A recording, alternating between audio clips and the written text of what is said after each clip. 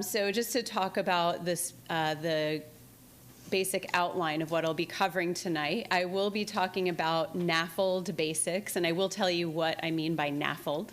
NAFLD diagnosis and staging, complications of NAFLD, and finally management of NAFLD. So the first question is really, what is this thing called NAFLD, non-alcoholic fatty liver disease?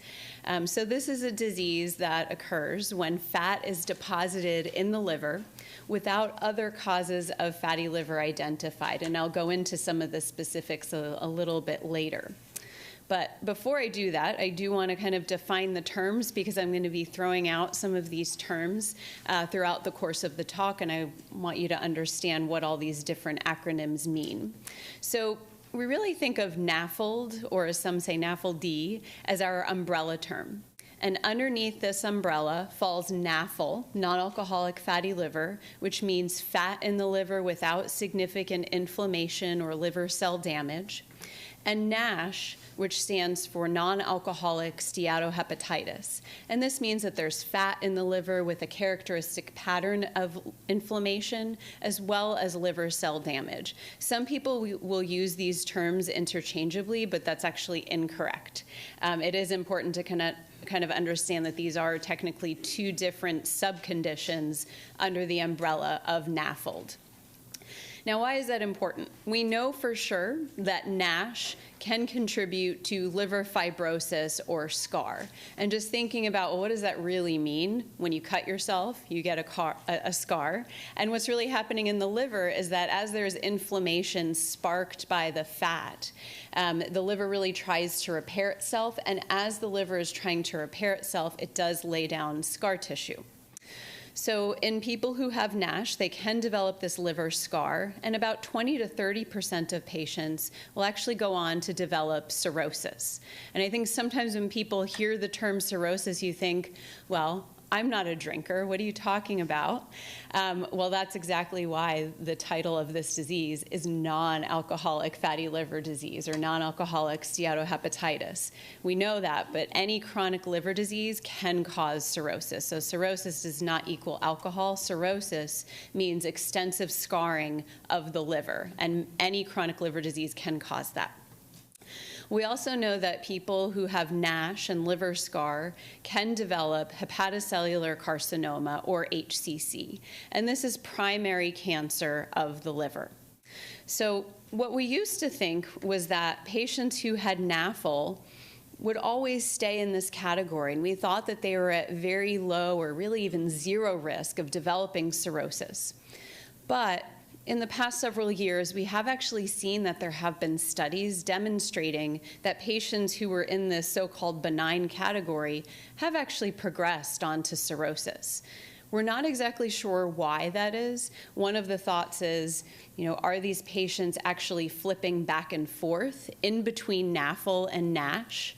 Or is it that maybe we misclassified the patients when they were first diagnosed and put them incorrectly into this low-risk category?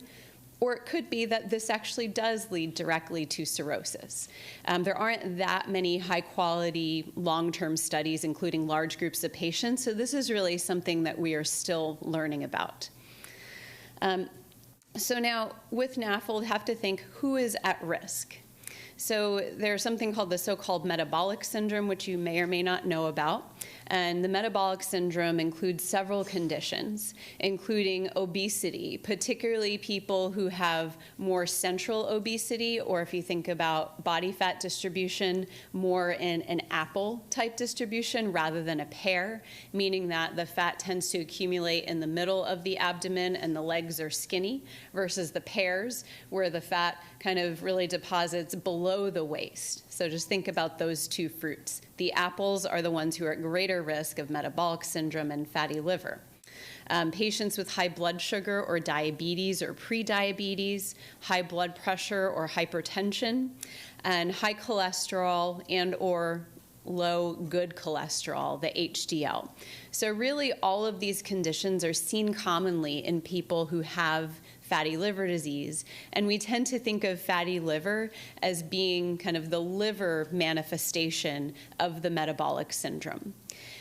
We think that it's probably obesity and some predisposition to develop these liver diseases is what these patients have in common, rather than one of these things kind of causing the fatty liver. But it's one of those diseases where it's kind of a vicious cycle where the diabetes may affect the fatty liver may lead to diabetes. Obesity also increases risk of diabetes, increases risk of fatty liver. So the thought is maybe there is one common risk factor for all of these conditions. There are other risk factors which have emerged as kind of the non-classic risk factors for fatty liver. Some of them do include Hispanic ethnicity, which may in part be related to some genetic factors that have been identified. Polycystic ovarian syndrome, which is a syndrome seen in younger women, and they can actually have cystic ovaries, but they also have elevated levels of male hormones such as testosterone and DHEA. And a lot of these patients have other metabolic syndrome risk factors such as obesity and diabetes or prediabetes. Patients with HIV also are at increased risk for fatty liver disease, and it's thought that it may be related to the disease or the medications or an interaction between the two things. Sleep apnea is also very common in patients with fatty liver, and hypothyroidism is common as well, though hyperthyroidism is common in general. So, I know the title of my talk was this silent epidemic, and anytime you have a talk about fatty liver, you've got to bring up the obesity prevalence maps from the CDC. And I think this is going to cycle through once or twice, really showing you that the prevalence of obesity in the US, as I think you're all aware, has really increased significantly over time. And you'll see as these slides cycle through that more and more states in the US have this higher obesity prevalence in the range of 30 to 35% or more. In California, we have a little bit less obesity than the rest of the country, but again, obesity very prevalent, very common, and there is that strong link with fatty liver disease. So looking at this map, it kind of makes sense to me why we are seeing this epidemic of fatty liver starting to explode. So with that, I want you just to think for a moment after seeing those maps and seeing that such a large proportion of the US population is obese, and I've mentioned the link already. What do you think the prevalence is of NAFLD in the general US population? And what do you think the prevalence is of NASH, this more aggressive subtype of NAFLD in the US population? If you want to yell out a number, great. If you want to keep it to yourself, that's fine, but I'll let you just kind of sit with that and think about it for a minute. 35 and 10. Those are really excellent guesses. Did you look at my slides beforehand? So yeah, pretty darn close. So there's a range. 16 to 29% of the U.S. population has NAFLD, and this really mirrors the prevalence of obesity in the U.S., whereas NASH, the more aggressive subtype, probably about 5% of the U.S. population. And if you think about this on a population scale and thinking about how many people are actually in the U.S., that is a huge number of patients. So this is a really huge public health problem, and it's something that people really do need to be aware of. And in thinking about other patient subgroups, in patients who are obese, about 2/3 will have fatty liver. Almost all patients who are being evaluated for bariatric or weight loss surgery. Probably about somewhere between 50 and 75% of patients with diabetes have fatty liver. And the more aggressive subtype NASH, of those patients who have NAFLD, 10 to 30% have NASH, and 20% of obese adults have NASH as well. So again, big problem. So, how would you know if you have NAFLD? I mentioned, again, it's a silent epidemic. Well, it's because many patients will have no symptoms at all, up to 77%, in fact. If they do have symptoms, they may not be very helpful in terms of guiding us as physicians or other healthcare providers to the fact that fatty liver may be present. Fatigue is very common, present in 50 to 75% of patients with fatty liver, But the problem is that fatigue is a common feature of many different diseases. So if someone says they're fatigued, that unfortunately doesn't help me, because there's a huge long list of things that can cause fatigue, and fatty liver is one of them. The other reason why fatigue is an important feature of fatty liver is that sleep apnea is very common in our patients with fatty liver as well, and that can certainly contribute to daytime fatigue. If symptoms are present, right-sided abdominal pain may be present, and that's because that's where your liver is. And we think that the reason why patients will have pain in the setting of fatty liver is that as the fat deposits, it can actually stretch out the lining or the capsule of the liver. And that's really where the nerves are in the liver. They're not on the inside. They're really on the outside, sensing problems with the external parts of the liver. But what I always tell my patients is that just because you have pain and you have an established diagnosis of fatty liver, that does not necessarily mean that your liver disease is getting worse. It doesn't mean that because you have pain that your liver is sicker than someone who doesn't have pain. Pain is something I think we really still don't understand very well. But for whatever reason, some patients with fatty liver will have the pain in part related to the stretch of the capsule of the liver. Other things that might make you suspicious of having fatty liver is the presence of risk factors. And I've already mentioned the high prevalence of fatty liver in patients who are obese or have diabetes. Lab testing may also clue you or your healthcare providers into the fact that fatty liver may be present, with the liver enzymes, specifically ALT and AST, being elevated. And usually, ALT will be higher than the AST. One thing to be aware of is that as hepatologists, as liver specialists, we kind of use a different range for normal liver enzymes than your local lab might. And I'll explain why that is. It's not that we're just, crazy and setting a really low threshold. It's that when the labs actually develop what their normal values are, they derive that from the general population that's actually getting their blood drawn. Now, I've told you about a third of the US population has fatty liver disease. So if they're deriving their normals from this abnormal population, you can see how that can really skew the normal values to being higher than they probably should be. A normal ALT, just so you know, for a woman should be less than 20 to 25, and for a man should be less than 30 to 35. And I've seen some local labs say that an ALT of 60 is normal, and that's absolutely not true. For a woman, that's close to 3 times upper limit of normal.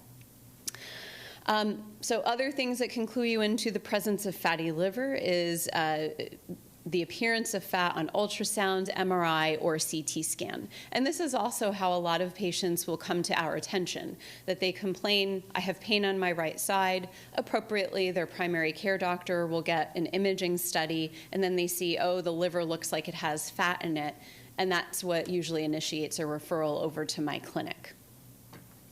So you would think because fatty liver is so common, I haven't told you about the consequences yet, but just thinking that there are populations that are likely to have fatty liver, should we screen? If you look at the guidelines from the US, which is the American Association for the Study of Liver Disease, ASLD, they don't recommend screening. The recommendations are a little bit vague in that they suggest a high level of suspicion in high-risk patients. They kind of stop short of saying that we should be screening these patients. And part of this is related to cost. If you're thinking about screening, the at-risk US population, which is probably, again, about a third of the US population, that can be quite costly. And if you don't yet have treatments that are cost-effective in reducing serious liver-related problems or liver-related death, then the screening may not make sense, though I suspect in the coming years this may change. The European guidelines, this is European Association for the Study of the Liver, they're a little bit more prescriptive. They say you should screen all patients with obesity or metabolic syndrome by checking liver enzymes and ultrasound. I think this is a little bit overkill. I think we really should be focusing on our highest risk patients, which tend to be patients with diabetes because they are the ones that are most likely to have advanced liver disease in the setting of fatty liver. I think it's premature to say we should screen everybody who is obese and everybody that has a metabolic syndrome problem, such as high blood pressure or high cholesterol. But again, that may change.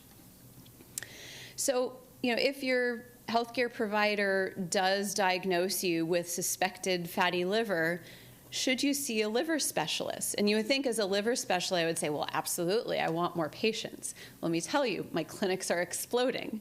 It's very hard to get people in, and we're really trying to figure out how we can see the highest risk patients. But why should you see a liver specialist if you have NAFLD? Well, one reason is to make an accurate diagnosis. We want to make sure that there are no other forms of liver disease because we've seen plenty of patients that were billed as fatty liver because it was kind of the right scenario. They were obese, they had diabetes, high blood pressure, high cholesterol. You probably have fatty liver. Most of the time you'll be correct. But maybe about 10–15% of the time, you're going to be wrong and you're going to miss other liver diseases. We've diagnosed autoimmune hepatitis, viral hepatitis, all other chronic liver diseases in patients with you just have fatty liver. So we still think it's important to rule out or eliminate other causes of liver disease. The other reason to see someone like me is that we want to determine the subtype of NAFLD you have, NAFL versus NASH, and I will tell you a little bit later why that's important. We also want to evaluate you for liver scar or fibrosis. Liver biopsy may be needed, though it's not needed in all patients, and I will talk about how I decide whether to biopsy someone or not. The other reason to see a liver specialist is for monitoring. If you are in that higher risk category of NASH, or if you already have pre-existing liver scar, we want to make sure that there are no signs of worsening. And particularly, if you have progressed to cirrhosis, you do warrant additional monitoring. We want to monitor blood work to make sure there are no signs of liver dysfunction. We want to see you periodically to make sure you're not showing signs of liver dysfunction. And because patients who have cirrhosis are at risk for liver cancer, we also want to be doing some sort of abdominal imaging study, like an ultrasound, CT scan, or MRI, to screen for liver cancer. So, in definitely the higher risk patients, we absolutely want to be seeing these patients. It's just a challenge in figuring out who really, really needs to see us and who can kind of live in primary care. So how is NAFLD diagnosed? So several things. We first want to make sure that there's actually fat in the liver. If there's no fat and if there was never any fat, it's probably not fatty liver, and I will say the one exception is if you have cirrhosis. Because as the liver disease progresses, the fat goes away, but the scar can still increase. But in general, we want to see that there has been fat, either on ultrasound, MRI, or biopsy. CAT scan or CT scan may not be good enough to eliminate the possibility of liver fat unless there's a lot of fat. So just because there's no fat on CT scan doesn't mean it's not there. As I mentioned, it's really important that we eliminate other causes of liver disease, and this is usually through an extensive panel of blood tests. It's important to make a kind of clean diagnosis of NAFLD, that patients are drinking fewer than 2 drinks per day, and that they're not taking medications known to cause fatty liver. And 2 very common ones are prednisone, which is used to treat a lot of autoimmune conditions, allergies, as well as tamoxifen, which is a medication to prevent recurrence of breast cancer. Now, what I will say is that it is not always this clean. We like to say that NAFLD is this diagnosis of exclusion, that we've eliminated everything else. But we see that NAFLD coexists with other liver disease. We've seen this in our patients who have hepatitis B. About 1/4 of our own patients in our clinic have hepatitis B and fatty liver. Patients who've had hepatitis C were cured of the virus, and then they went on to develop fatty liver. And we've had patients who have autoimmune hepatitis, other chronic liver diseases, who also have fatty liver. So even though, yes, we do want to eliminate other causes of liver disease, it doesn't necessarily mean that fatty liver isn't also there. And then we also have patients who drink a little bit more than this, but maybe not quite to the threshold where we would say we think they have alcohol-associated liver disease. And that's a really interesting topic in terms of alcohol and fatty liver, and I have a little bit of information about that at the very end of the talk. But again, I think this is just in the cleanest sense of the word. If you're drinking more than this, we can't technically say that it's just NAFLD. And then finally, a word about the medications. Yes, we know that prednisone and tamoxifen can certainly cause fatty liver, but again, in the right scenario, if you have someone who is obese, diabetic, high blood pressure, high cholesterol, and they also happen to be on prednisone, it's hard to say, well, it's definitely the prednisone. Maybe the prednisone is making it worse, but it's really hard to kind of pin all of the fatty liver just on the prednisone. So not always such a clean diagnosis. So now what about liver biopsy? Now, I do not biopsy every patient that comes to see me, and that's something that patients always worry about. They show up and say, oh no, I don't want you to do a biopsy, or I thought I was going to get a biopsy today. And a lot of times I don't. But the reason why I do biopsy is to make sure I'm classifying NAFLD accurately. I want to know, do they have NASH or NAFL? I want to determine fibrosis or scar stage, and I want to eliminate other causes of liver disease. Because the blood tests to look for other causes of liver disease are very good, but they're not perfect. Some of the blood tests to look for things like autoimmune hepatitis can also be abnormal in fatty liver. So sometimes we need that biopsy to say, okay, do you have just fatty liver? Do you just have autoimmune hepatitis, or do you have both? What I'm trying to target when I choose patients to do biopsy on is I'm trying to biopsy patients who have NASH or are likely to have advanced fibrosis. And that's because those are our higher risk patients. Ideally, I don't want to be biopsying the patients who are at low risk. So we do look at liver biopsy really as being the most reliable means for excluding other causes of liver disease or coexisting liver disease, and we still call it our gold standard for diagnosis and staging. But I kind of think it's a little bit of a tarnished gold standard. I'm still a big, big believer in liver biopsy, but I recognize that there are problems. So sampling error is a problem. I don't know if anyone here has had a liver biopsy or knows someone that's had it, but what we see is that a tiny little worm-like structure, a tiny little piece of liver comes out of this big thing. And we assume that what we're seeing in that tiny little sliver is representative of what's going on in the entire liver. Now, if the liver biopsy is an adequate specimen, if it's long enough, if it has enough samplings of portions of the liver called portal tracts, then we feel reasonably confident that the liver biopsy is telling us what's going on in the liver. But the problem is sometimes the liver diseases can be patchy. So, maybe we picked an area that had a little bit more or a little bit less fibrosis. Or maybe when I biopsied you, you had a little bit less inflammation than you did when you had the blood drawn 3 months ago. The other issue is that when we do the biopsy through someone's side, which is our usual approach, we're going through sometimes several centimeters of fat, meaning that our needle is only so long, so it can be hard to get a really good specimen. And if the liver does have significant scar, like cirrhosis in particular, the specimen may not come out in a nice long piece. It may come out fragmented, and that affects our ability to accurately assess how much liver scar there is. There's also the risk of complications. So discomfort is very common. Thankfully, more serious complications like significant bleeding or death are not very common, but those risks are there. The other issue is the expense of the biopsy.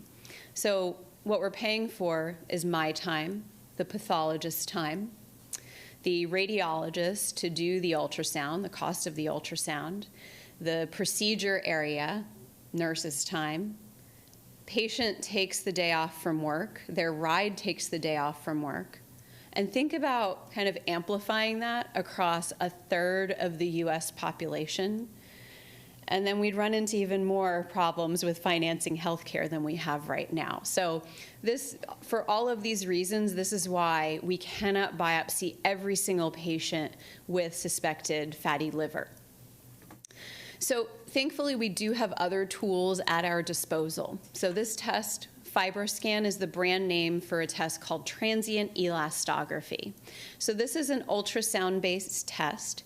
And what you're seeing here is a patient lying flat, and the tech is using this probe that kind of looks like an ultrasound-based probe. This is kind of an ultrasound-based modality.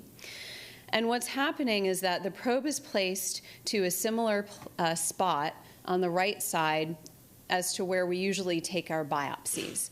And then what happens is that these shear waves are sent through the liver, usually about 10 times, and we're trying to measure how stiff is the liver.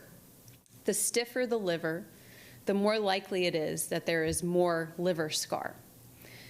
The pro of this test is that it's fast, actually several pros. It's fast, relatively cheap, it's non-invasive, it only requires 3 hours of fasting, and it doesn't require someone having a ride home. So very many pros of this test. But there are things that can produce inaccurate results. Obesity, NASH, well, that's a problem, because these are the people we're doing this test on, and I just told you it's a great test. We may get inaccurate results sometimes. If there's a lot of liver inflammation, if the ALT is greater than 100, if there are other significant abnormalities of liver tests, if there's a lot of fat in the liver, this can lead to an overestimation of liver scar. Recent alcohol use, we think within maybe 24 to 48 hours, that can impact the results and maybe overestimate liver scar. And potentially Hispanic ethnicity. And we found this in our multi-center study looking at patients with fatty liver. And the thought was that on average, these patients were a little bit shorter than some of our other patients. So maybe the distance between the ribs may be a little bit smaller, and that may affect the accuracy or the validity of the test. This has not necessarily been replicated in other studies, but a lot of other studies don't have high proportions of Hispanic patients in them. The other issue is that the FibroScan does require adequate experience to produce reliable results. So not every center is necessarily going to have a FibroScan. So this is not a test that is routinely done in primary care, and that's really because there's not the expertise to learn how to do this and do it well, because you really need to do it over and over and over again to get really good at it. In our clinic, we have several staff members, mostly our LVN and medical assistants, who are doing this procedure, and they've all done at least hundreds at this point, and they're excellent. But when we first start seeing someone do this test, we get more invalid results. So there is that learning curve. If I have a patient who wants to get a FibroScan, close to home, if I don't necessarily know that center and understand what their experience is with it, I may say, well, you can do it, but I'm not sure if I'm going to trust the results. Whereas our center, or another high volume transplant or tertiary center, I know they're doing these things all the time, and I'm more likely to trust the results. So why is it that an accurate diagnosis and staging are so important? Well, I will tell you. We really think of these as two different diseases, as I had alluded to. So I mentioned that both NASH and NAFL can cause liver fibrosis, and this is really just showing you the spectrum of liver fibrosis or scar, which we stage on a scale of 0 to 4, where 0 is none and 4 is cirrhosis. And we think that it takes about 7 years for patients with NASH to go from one fibrosis stage to the next, meaning that it may take about 28 years to go from 0 to cirrhosis.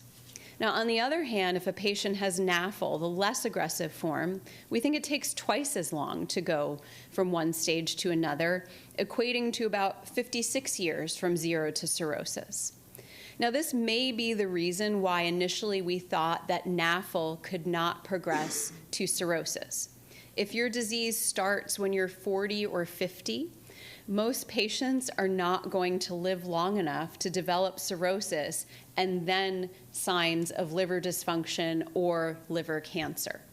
So the other thing to know is that the prognosis of NAFL does differ according to fibrosis stage. So in the patients who just have steatosis, and this is just a fancy word for fat, if they have just fat, we think that up to 40% may progress to NASH with or without mild degrees of fibrosis. And of these patients, 5 to 10% may progress to advanced or stage 3 fibrosis. And then here's this really, I think, meaningless range of 0 to 50% of the F3 patients may progress to cirrhosis. I think this really just illustrates that we have not studied this well yet, and there's a lot of uncertainty of who is and is not going to progress. But we think that a significant proportion of patients with cirrhosis will actually need liver transplant or die from liver-related causes. And a smaller proportion may develop liver cancer or hepatocellular cancer. So I've mentioned some of the liver-related consequences of NAFLD, but it's really important to know that there are other major causes of death in patients who have fatty liver. And in fact, liver is not the primary cause of death in many of these patients. Heart disease is the leading cause of death in patients with fatty liver, which I think is not really surprising because we're dealing with a group of patients who have other risk factors for heart disease. And it has been demonstrated in several studies that fatty liver actually adds to the risk of heart disease, in addition to the classic risk factors that we think about.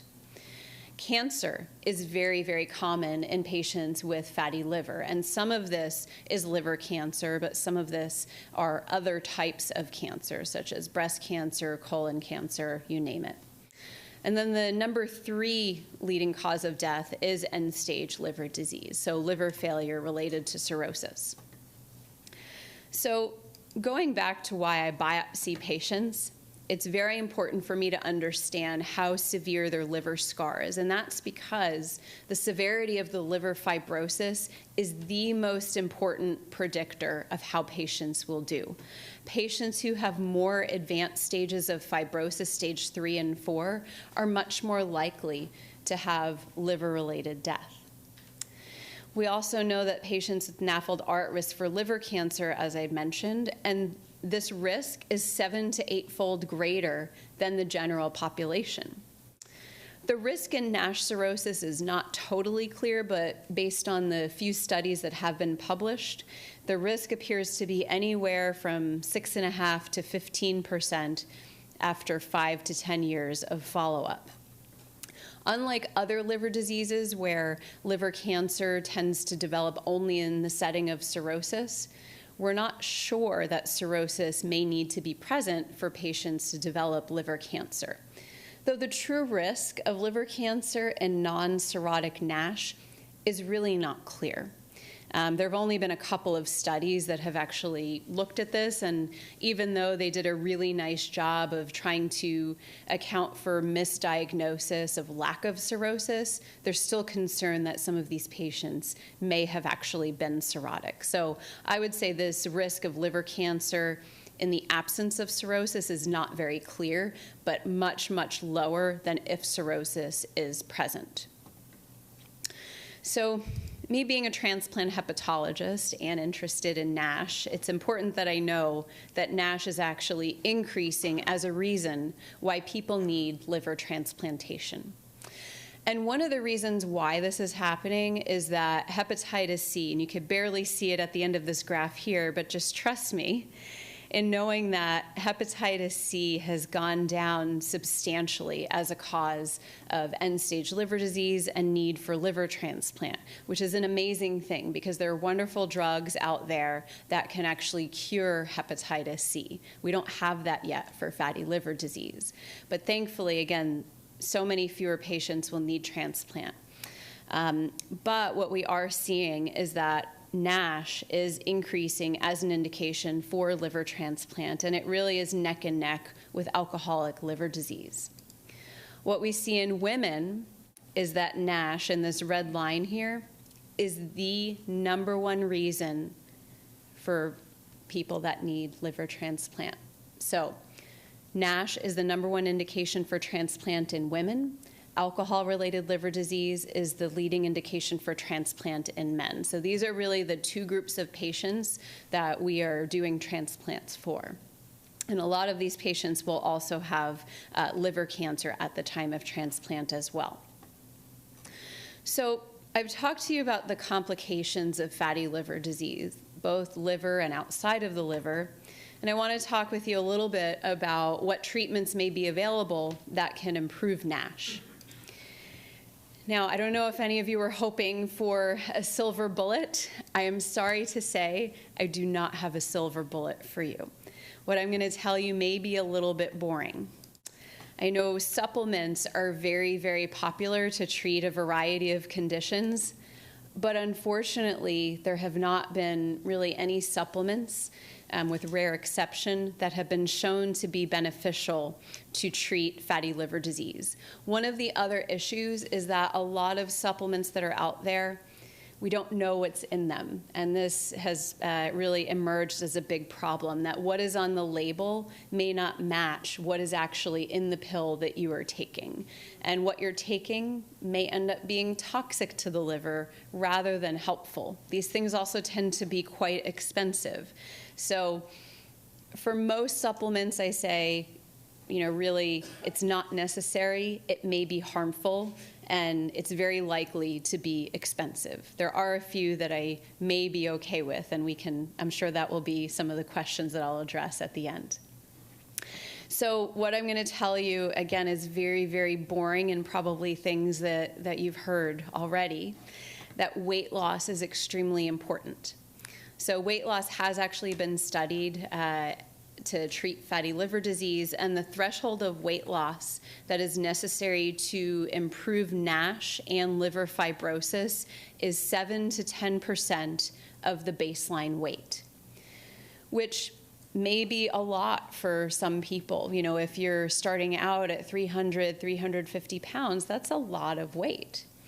And fewer than 10% of patients will actually achieve a sustained weight loss of this amount. But if they do, they're likely to have excellent long-term benefits on their liver disease as well as their overall health. And how are you going to lose the weight? Well, one thing that's extremely important are dietary changes. So I counsel my patients on the importance of portion control and avoidance of simple carbohydrates, particularly avoiding fructose-sweetened beverages. And you can see the alarming amount of sugar that is in each and every one of these drinks down here. And thankfully, UCSF does not allow the sale of any sugar-sweetened beverages on campus, and I think that's a great thing. When I'm talking with my patients, I really try to dig into the details of what are you drinking. Because sometimes it may not be obvious that a patient may be drinking 2 cans of soda per day. And when you add that up, that is 300 calories per day, which then equates to 2,100 calories per week. 2,100 calories with zero nutritional value and contributing to weight gain, insulin resistance, and fatty liver. So I think everyone should not drink sugar-sweetened beverages, but particularly if you have fatty liver, you should definitely not drink this. I also think you shouldn't drink fruit juice. Even if it's kind of 100% natural juice, you're still mostly drinking kind of liquid sugar. And if you tried to eat the amount of fruit that it takes to make that 1 glass of juice, you would not be able to do it. and you'll have fewer of the health benefits that you do from actually eating the fruit. You'll feel less full if you drink juice rather than eating a piece of fruit. So much better off eating fruit than drinking it. Another thing that's extremely important, again, for general health, but also for fatty liver disease, is exercise. And exercise has been studied in various forms and has been shown to reduce liver fat when patients were compared before and after using MRI. And the specific thresholds for exercise that need to be met to have an impact are at least 150 minutes per week of aerobic exercise, and that's in the moderate to vigorous range, and I'll tell you what that really means, or resistance training, 45 minutes a day, 3 days per week. And these really match the CDC recommendations for physical activity in the general population. So I will tell you, if I'm first meeting a patient in my clinic, and if they've never exercised, I will not mention these amounts of time, because that's a really surefire way to scare someone out of my clinic and never come back, because they'll worry, I can't do that, and she's going to get mad at me if I come back and I haven't done that. So I really try to individualize my counseling and try to work with the particular patient to try to figure out what exercise is feasible to them, what can they physically do, and what are they actually going to stick to. Because a lot of times I hear, oh, well, I have a treadmill or I have an elliptical or a stationary bike, and they've had it for 10 years and they're not using it. So my next question is, well, how many pieces of clothing are hanging on that piece of exercise equipment? And also, what makes you think you're going to do it now versus before? So I think it's really important to have these detailed conversations and really kind of the back and forth of planning, what are you going to do for exercise? What is really going to work for you? And then thinking about what is categorized as light, moderate, or vigorous exercise. So light exercise is walking slowly, working on the computer, cooking, washing dishes. Moderate, walking briskly, light biking, vacuuming, mowing the lawn. And then vigorous, jogging, fast biking, Zumba, which I am a huge proponent of because I'm also a Zumba instructor, and then shoveling or carrying heavy loads. But really, even though I've categorized these specific activities as moderate and vigorous, I'm really thinking of this cartoon here. This is a cartoon version of a scale that was developed for exercise physiologists to look at rate of perceived exertion. And this is supposed to correlate with the heart rate that patients may be generating. So I really want my patients to get into this range. And sometimes people are really down in this range that, I'm strolling for an hour with my dog that stops every 2 minutes to sniff the grass or the fire hydrant or whatever. So I really encourage people to kind of increase the intensity of exercise if they're already doing something. And the nice thing about that is that it might actually decrease the amount of time that they need to exercise. So maybe that hour of that light stroll may not be achieving that much metabolically. And if they increase the intensity, maybe it's only 15 or 20 minutes. And it's, they're going to get more benefit in that way. So I do know, though, that there are a lot of barriers to exercise, particularly in this patient population. And I had mentioned already obstructive sleep apnea that can contribute to fatigue and headache, which is going to make it really hard to kind of get that oomph to start exercising. Osteoarthritis can cause pain, decreased mobility. Depression can lead to decreased activity and decreased motivation. There may be balance problems, generalized weakness, because we do think about this thing called sarcopenic obesity, which is basically reduced muscle mass despite excess body weight. There can also be some fat deposition in the muscles, which can actually decrease the muscle strength and the muscle functioning, kind of like thinking about a ribeye steak that has that nice marbling. The same thing can happen to the muscles. And then finally, potentially cognitive deficits.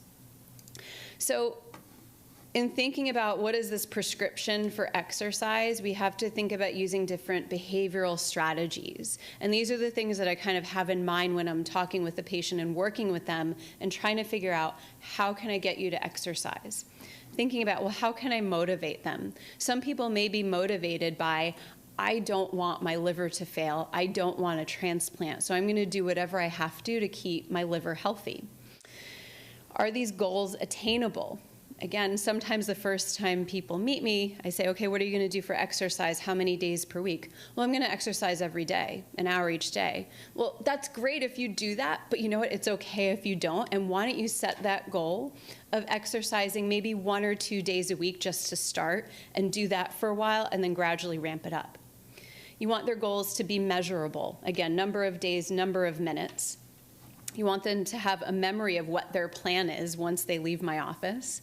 Having positive thoughts around exercise. I think, again, for people who may not have exercised before, there's that dread of, oh, I have to exercise. It's going to feel bad. I'm going to feel bad afterwards. And really trying to get into that positive mindset of, yeah, it might be hard to start, but this is going to have such a great impact on your health, and ultimately you're going to feel better. You want to reinforce any behaviors that people are already engaging in. Again, if someone is already walking for exercise, even if it's at the strolling pace, I give them that positive reinforcement of, great, you are doing something and that is awesome, but I want you to ramp it up a little bit. Environmental support. So a lot of people think about, walking as a great form of exercise, which it is. Again, it's accessible. Unless you live in an unsafe neighborhood, then walking may not be realistic for everyone. Have to think about stress management. Again, I have patients who have 2 jobs plus. Maybe they're driving 2 hours to and from work every day, and they're the breadwinner and the caregiver for their family. And adding on exercise may be additional stress for them. Social support. Now, if you have kind of a partner in crime to do your exercise, maybe they're going to hold you accountable and you'll hold them accountable. And it's going to be more fun and a more positive social interaction rather than this task of exercise. And then finally, problem solving. If you see, okay, well, this person may have the time, how can I figure it out to really put exercise into their schedule and kind of book that appointment for them to do exercise for themselves. So we do know that despite our counseling with the importance of improved eating habits and exercise, it's still really hard to lose weight, and particularly if you have a body mass index of 40 or above, and you haven't successfully lost weight in the past, it's going to be really challenging. So I am actually a big proponent of bariatric surgery. And I think some people think about this, well, it's a failure. No, it's really hard to lose weight. I told you only 10% of people get the amount of weight loss that they need. So I look at bariatric surgery as a really important tool to help manage medical problems for these patients. And the procedures that we think about being most helpful are sleeve gastrectomy, basically cutting out a big chunk of the stomach and leaving the patient with a tiny remnant stomach. Roux-en-Y gastric bypass, I think this is the one that people know the most about. It's been around for a long time. Lap band, I don't love because there are a lot of long-term complications related to the foreign body. We do see that with bariatric surgery, there can be improvement in NAFL and NASH, as well as improvement in liver fibrosis. Though if a patient has to progress to cirrhosis, it may be challenging to actually do bariatric surgery. But if the patient is at a center that has expertise with this patient population and the surgeon has experience operating on patients with cirrhosis, then it can be successfully carried out. But the operation of choice is a laparoscopic sleeve gastrectomy. And we're lucky to have one of our transplant surgeons, Dr. Andy Posselt, also be a bariatric surgeon, so he does our sleeve gastrectomies in our liver patients. Now, I mentioned that the leading cause of death in fatty liver disease is cardiac disease. So it's really important that the metabolic syndrome problems are well treated in patients with fatty liver. Because this is a common question that I get from patients and physicians alike. Well, can I use a statin? Is that going to hurt my liver? And a lot of patients might have stopped the statin before they saw me because the liver enzymes were elevated. And what I will tell you is that statins are absolutely safe for use in NAFLD. And we used to think that they might actually help fatty liver because some patients may have some improvement in their liver enzymes. There may be reduced risk of liver-related death or hepatocellular cancer. But when statins were studied in a well-controlled manner, it did not look like they had an independent impact on improvement in fatty liver. So statins are recommended for treatment of elevated cholesterol or heart disease, but not recommended specifically for fatty liver. Metformin, the way that it works, for all intents and purposes, it should help fatty liver. And some studies have shown improvement in liver biopsy and liver enzymes, but again, when this drug was studied in a well-controlled manner, it did not appear to have an independent impact on fatty liver disease. But it is safe for use in fatty liver, and it's a really good drug, and it may have some important anti-cancer effects. So these are two drugs which are, I think, really important tools in the treatment of diabetes and hyperlipidemia, but they shouldn't be used just for treatment of fatty liver. So what do we have to treat fatty liver? Well, it's not much. So one important point is that only patients who have biopsy-proven NASH actually need liver-specific treatment. And what we have available to us now is vitamin E and pioglitazone. So pioglitazone, Actos, is an older medication that is used to treat diabetes. So these two medications, pioglitazone and vitamin E, were compared with placebo for treating patients who had biopsy-proven NASH. It's important to note that in this study, patients were only non-diabetics. And what was seen was that the patients who were treated with vitamin E had much more improvement than the patients who were treated with placebo or sugar pill. They also had more of a response than patients treated with pioglitazone. It looks like the pioglitazone-treated patients did have a substantial response, but because of the way the statistical analysis was done, we can't definitively say that pioglitazone was effective in this study. Another thing that I think is important to note is that there's about a 20% response rate of placebo or a sugar pill, probably because people changed their behavior when they were in the study. So in practice, what I do is when patients have biopsy-proven NASH, I use vitamin E regardless of whether they are or are not diabetic. That is against the official guidelines, but we don't have any data to suggest that vitamin E is dangerous in patients with diabetes, and I don't really have anything else to give them just yet. You can potentially use pioglitazone. I don't like that drug because it causes weight gain. And if we're telling patients to lose weight and we give them a drug that causes them to gain weight, I think that's pretty awful. And also, there are much, much better drugs to treat diabetes these days than pioglitazone.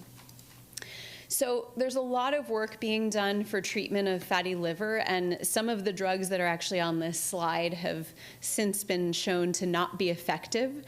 But what I will show you is that there are a lot of different targets that are being looked at for treatment of fatty liver. So some of this is the formation or deposition of fat within the liver, as well as inflammation and liver cell death. Liver scar is being targeted as well. And then at the level of the intestine, there are a lot of drugs that are looking at blocking absorption of fat or changing the bacterial makeup of the gut because we think that may play a role in development of fatty liver disease. But we're still far away from that silver bullet that I'm hoping for. There are 3 drugs that are in phase 3 clinical trials right now, and I think these are probably the drugs that are closest to being approved. Obeticholic acid may be approved in the spring. I'll actually hopefully hear more about that this week, actually, at our National Liver Conference. This drug is currently approved for treatment of another liver disease, but not approved for treatment of fatty liver. And we think that there are at least 40 other medications that are currently in phase 1 and phase 2 trials. There are others in phase 3 as well. But phase 3 is kind of the large-scale clinical trials where we're trying to figure out, is the drug effective, and what dose is the most effective and safe for the particular condition. So there will be a lot coming out in the coming years. So just to talk a little bit about who should be managing these patients. So, I've mentioned a lot that these patients are typically referred by primary care, and they have a lot of conditions that the primary care doctor treats. So I developed this flow diagram to think about, well, how should we decide who comes to hepatology and who really owns the patient? So the squares in blue are primary care and green hepatology. So it's usually the primary care provider that suspects fatty liver, and then they refer to hepatology, where we do our diagnostic evaluation and think about fibrosis and staging, and we further determine, do they have NASH or do they have NAFL? And if they have NASH, particularly if they have fibrosis of at least stage 2, then we can think about treating them with vitamin E, pioglitazone, or referring for a clinical trial. And then we do want to follow their fibrosis stage over time, either with FibroScan or biopsy.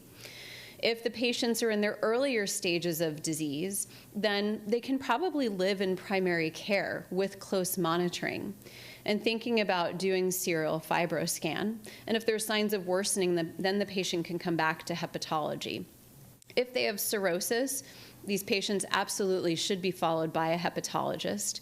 And we're looking for signs of decompensation or liver failure, liver cancer, and we're looking for another complication called varices. And again, thinking about clinical trial. And then really all NAFLD patients should be counseled on weight loss by both primary care and hepatology. And the primary care provider should be diagnosing and managing the metabolic syndrome comorbidities. And they should be monitoring kidney function, as that is also another complication of fatty liver and the metabolic syndrome. So before I conclude, I do want to talk a little bit about alcohol, just have a couple of slides, because this is a common question I get. So is it safe to drink alcohol if I have NAFLD? If so, how much? We don't really know. We're still trying to figure this out, though there have been more and more data that have come out over time.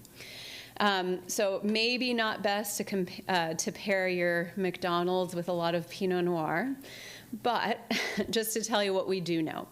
There was a thought initially that a little bit of alcohol, modest drinking, may actually prevent NASH. And this was based on a snapshot in time, looking at a group of patients, and those who drank a little bit tended to have a lower risk of NASH than those who didn't drink at all. However, when these patients were followed over a longer period of time, it was found that any alcohol use may actually prevent improvement in NAFLD and may increase the fibrosis progression. Once NASH or NAFL is diagnosed, modest or moderate alcohol intake may prevent improvement in NAFL or NASH, as I've mentioned, and binge drinking, that we know is bad. That's bad for everybody, but it can be associated with fibrosis progression in patients who do have pre-existing NAFLD. So really what we have from our guidelines are not much. No specific recommendations regarding safe alcohol intake in patients who have established NASH. Now, what do I actually tell patients? So if you have cirrhosis, if you have advanced fibrosis, you shouldn't drink at all. It can increase your risk of liver cancer, it can increase your risk of liver failure, and if you have cirrhosis, you may need a transplant someday, and I don't want a little bit of alcohol to get in the way of you getting on a transplant list if you need one. Now, at the other end of the spectrum, if you have NAFL, no fibrosis, normal liver enzymes, can you drink a little bit? Maybe. We don't really know. I would say if a patient has reached the age of 70 or above, if they have NAFL, if they have no fibrosis, and they're a light drinker and they haven't had fibrosis progression, they can probably continue doing what they've been doing. But it's really that middle group of patients, NASH with no fibrosis, NASH with a little bit of fibrosis. I don't know exactly what to tell my patients, to be honest, and I'm frank with them in saying that I don't have great data to say this is okay, this is not. So I do err on the side of being a little bit more conservative and advising the patients who definitely have liver scar and NASH to really avoid alcohol completely. So to summarize everything, I hope I've shown you that NAFLD is common, and most patients with metabolic syndrome will have NAFLD, with at least 16 million in the US having NASH. NAFLD is the umbrella term that includes NAFL and NASH, with NASH having a much greater risk than NAFL of progressing on to cirrhosis. We do need biopsy to accurately characterize and stage NAFLD. The leading cause of death in fatty liver is heart disease. NAFLD is an important contributor to liver cancer as well as need for liver transplant. And its management hinges on weight loss, exercise, avoidance of simple carbohydrates, and metabolic syndrome control, with vitamin E and potentially pioglitazone being used only for biopsy-proven NASH, but there are many, many drugs in the pipeline for NASH and fibrosis. We still have a lot of work to do for fatty liver, not just the treatments. We need to figure out the best method for screening and diagnosis, which patients are at greatest risk for disease progression, who goes from NAFL to NASH, who has NASH or NAFL progresses to cirrhosis, and then what are the impacts of future treatment on outcomes? Will they reduce the need for liver transplant? Will they reduce the risk of liver cancer and liver-related death? And what impact will these treatments have on cardiovascular disease? And I am excited about the drugs that are coming out, but one of the other lingering questions is who gets treated and for how long? So I think, fortunately or unfortunately, I think I do have job security because, again, there's still a lot of work to do both in clinical care as well as in research. So with that, I thank you.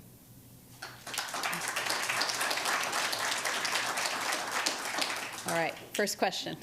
So when you got to the slides about what patients can do to improve the condition, the headline said NASH, and it all seemed focused on NASH, but are you saying that those things that patients should do are not appropriate or not, they don't work for people with fatty liver disease? Right. So the question was, when talking about all of these treatments, I said NASH. Does it mean that the other treatments are not effective or not needed for NAFL? So with medication therapy, we think that only people who have NASH and or liver fibrosis actually need medications. But if you have just fat in the liver, the counseling is really just the lifestyle modification, improvement in eating habits, reduction in calories, sugar, increased exercise, and weight loss. But the point is, people who have NASH are more likely to actually develop cirrhosis, liver failure, liver cancer, so they definitely need liver-directed therapy. For people who just have fat, they're at much lower risk for cirrhosis and liver cancer, so we should really just focus on kind of the lifestyle changes and maybe not a liver-specific medication, though weight loss, 5% body weight loss can actually reduce liver fat. Okay. Yes? Resveratrol, what role does that play in this scenario? Can you repeat that? I'm sorry? Resveratrol. Oh, resveratrol. Got it. Yeah, so what role does resveratrol play in fatty liver? It's not clear that it's necessarily beneficial. It does seem to be an antioxidant, but it has not been well studied for treatment of fatty liver. I think you were next, yeah. So 2 questions. It sounds like everybody with any of these conditions, there is no person who is fit and slim. Good question. And the second question is, at what point would you say in that continuum are things absolutely irreversible? Can you reverse any part of the scarring, for example? Yeah. So the first question was, I'm going to kind of reword it, is every patient who has fatty liver, are they overweight or obese? No, but most are. About 90 to 95% of patients with fatty liver disease are going to be overweight or obese. There is kind of the subgroup of so-called lean NAFLD, normal weight, that we're learning a little bit more about. But the other thing that's really important is that absolute weight and BMI are not the most important things. Body composition is really important. And also thinking about different BMI thresholds for disease that may differ according to ethnicity ethnic background. Because we see, in particular in Asian patients, there are lower body mass index thresholds at which those patients are at risk for things like diabetes and fatty liver disease. So I do have patients, Asian and non-Asian, who have a BMI of 22, but they've got skinny little legs and every bit of their weight is in the belly. So I do look at the BMI, but I also look at the patient and what does the belly look like. And then the other question was, well, how much of this is reversible and when do we get to the point of no return? So definitely at the early stages, NASH, early stage fibrosis, definitely up to stage 2. We really think that the disease can be completely reversible. At the point of cirrhosis, I think it's much less likely that you're going to go from cirrhosis to no fibrosis, but we think that the impact of the weight loss, improved diet, exercise may at least help to stabilize liver disease where it is and prevent it from getting worse over time. With these newer drugs that may be coming out, they may actually be able to reverse liver fibrosis. So the real holy grail with treatment of fatty liver is resolution of NASH, getting rid of fat, getting rid of inflammation, and reversing fibrosis. Though if you look at the outcomes for some of the clinical trials, they will look at resolution of NASH with no worsening of fibrosis or improvement of fibrosis at least. So there are different outcomes that they're looking at, and some drugs, interestingly, seem to reverse liver fibrosis but have no impact on NASH. So the treatment, kind of beyond the lifestyle changes, with regard to the medications, it's probably going to end up being multiple medications, because that picture, that cartoon that I showed you of the different potential targets, that is a super, super simplified version of all of the stuff that we already know. And everything that we know, there's probably just as much that we don't know. So it's a very, very complex disease, and when you perturb one pathway, what do you do to something else? That's something we're still learning about. Question in the back. So I'm curious as to what is the dosage of the vitamin E that you recommend to your clients? Yep. So the dose of vitamin E for treatment of biopsy-proven NASH is 800 international units daily. The brand I recommend is Nature Made, in part because it's a reputable brand. We feel good about the quality of their products, but also that was the brand that was actually used in that research study. But I don't recommend vitamin E if you haven't had a biopsy and you don't have NASH, because you don't really need it. The harm is probably minimal, but there have been some studies demonstrating potential increased risk of prostate cancer, particularly at higher doses of vitamin E, and then potential for increased risk of bleeding. Okay, and behind you, there's another question. Is there any evidence that severe carb restriction or even a ketogenic diet can help fatty liver? Right, great question. So what about severe carb restriction or even the ketogenic or keto diet, which I know is very popular these days? So that's also not very well studied, at least in the long term. I know the keto diet is definitely associated with weight loss in the short term and may help with fatty liver, but that has not been very well studied. The other problem I have with the keto diet is that it can be really, really tough to sustain. Some people can be on it for a long period of time, but most people, they're just like, oh, this is just gross. I can't eat this much fat day in and day out.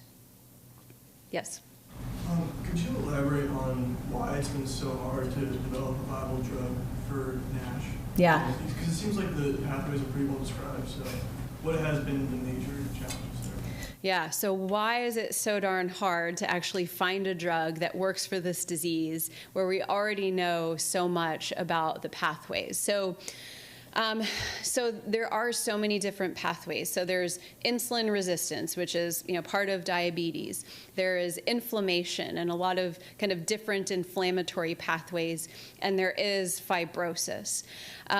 So a lot of really smart people at some really top-notch pharmaceutical companies have been working on this, and I think because the disease is so complex and it's not just one pathway, I think that's why a lot of the drugs have failed thus far, because a lot of the drugs really are kind of targeting one particular pathway, and they're not hitting all of the different components.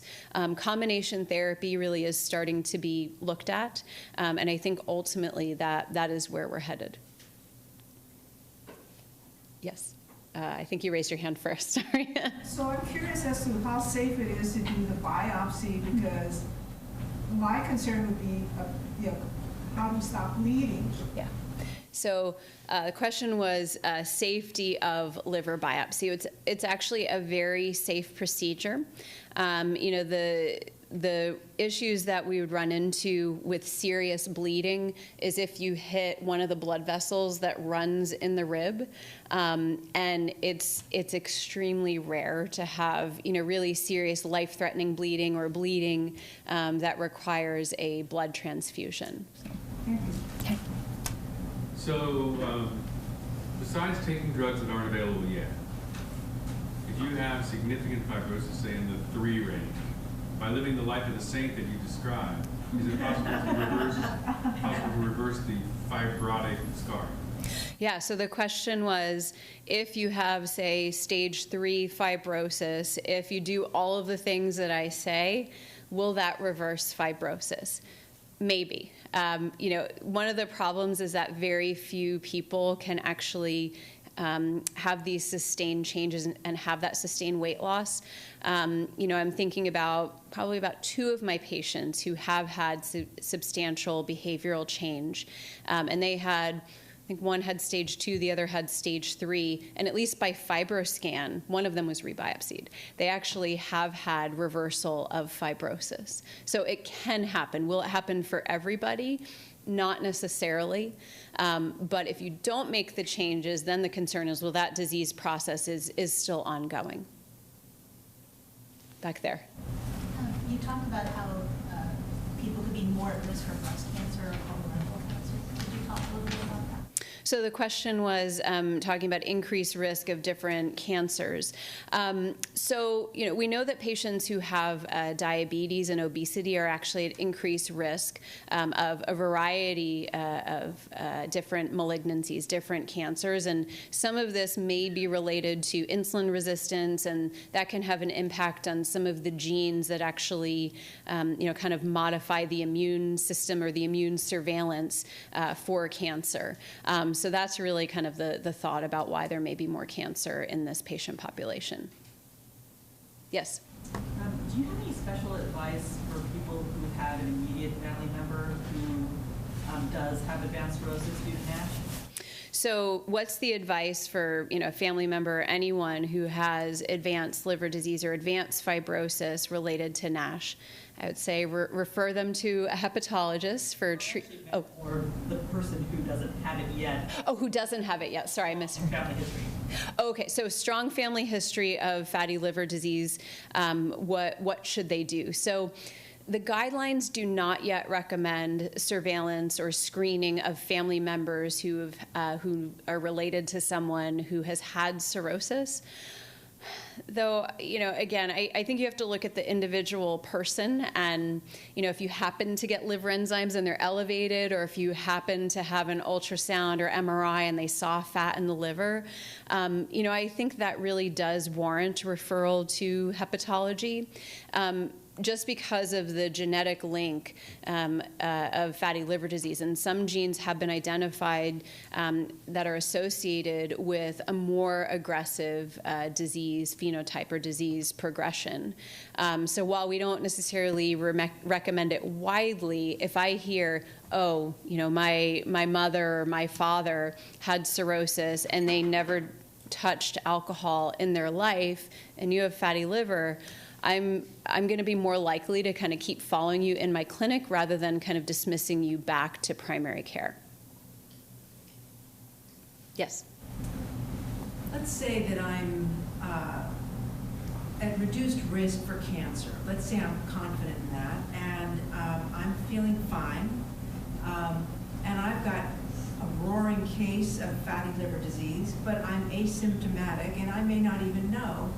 And I don't really care because I can drink all I want knowing that any cirrhosis I'm going to get is so, any consequences going way in the future.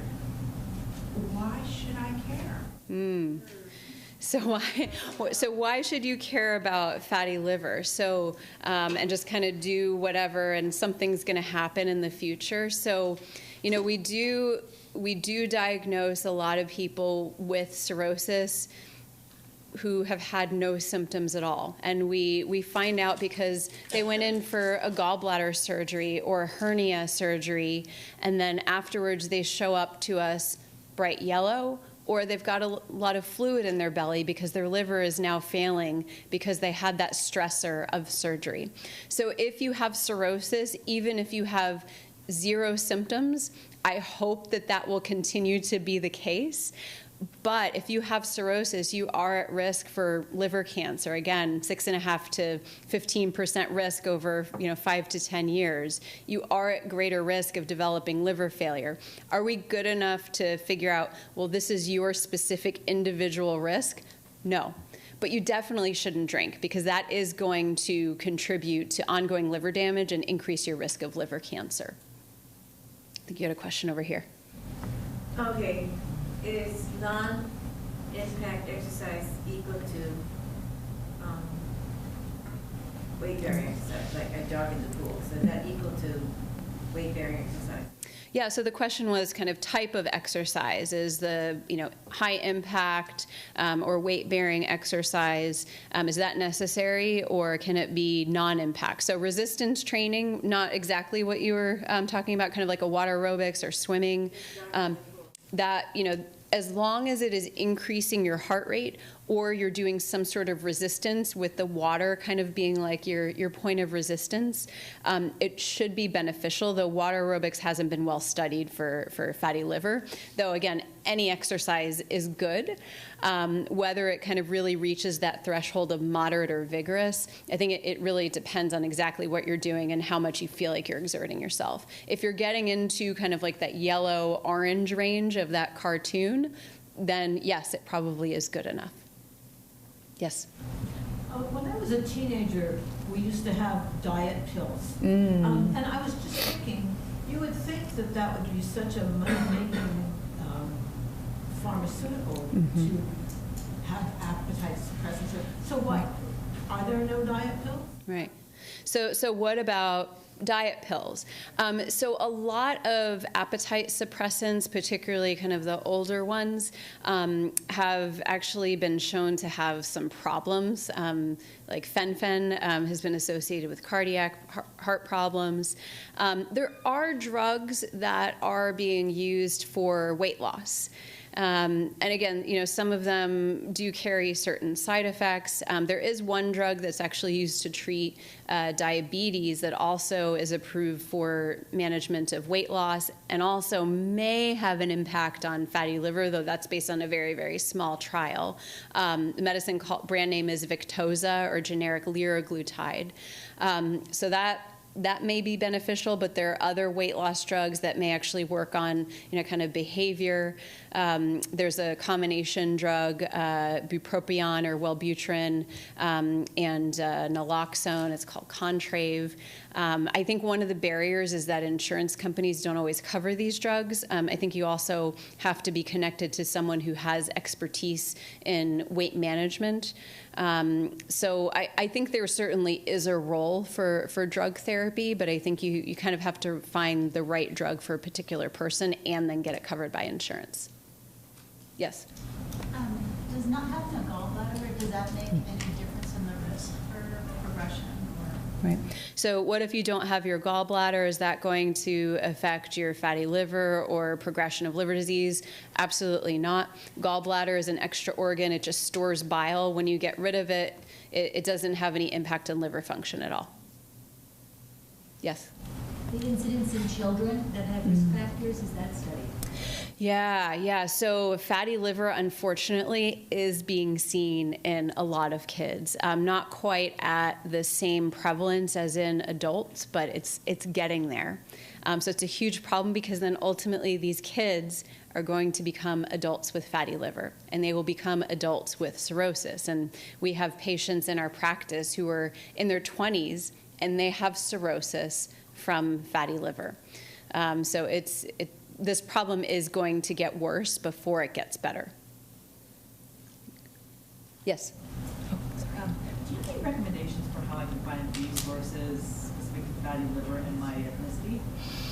Good question. So ethnic-specific resources for fatty liver. I am not aware of any off the top of my head, but I think it's really needed. And one thing I always think about with dietary counseling is when I'm counseling a patient where culturally rice is a staple of the diet, and I'm talking about, well, decrease the amount of rice, eat fewer carbohydrates, that may not be culturally appropriate. So I think that's something that really warrants additional work for sure. But I can't think of anything off the top of my head, sorry. You had a question? Yes, question about fatty liver and congestive heart failure. Is that kind of linked up somewhere? So the question was about, is there an association between congestive heart failure and fatty liver disease? Not directly. Congestive heart failure does not cause fatty liver. But if the heart failure was caused by coronary artery disease that was worsened because of diabetes, high blood pressure, high cholesterol, then fatty liver may also be present. But the two do not directly link to each other. Thank you. Yeah. One more. Yeah. Does fatty liver involve type 2 diabetes, that your cells become resistant to the, what's that? Insulin, yeah. So what is the link between fatty liver and type 2 diabetes? So there's this bidirectional relationship. In people who have diabetes, they're at increased risk for fatty liver. But if you have fatty liver, that can also increase your later risk of development of diabetes. And some of it is related to tissue and liver sensitivity to insulin. So yes, they are linked. All right, I think we are about out of time. So I want to thank all of you for coming out today. You've asked some really great questions, and I'm really happy to be talking with you guys today. Thank you.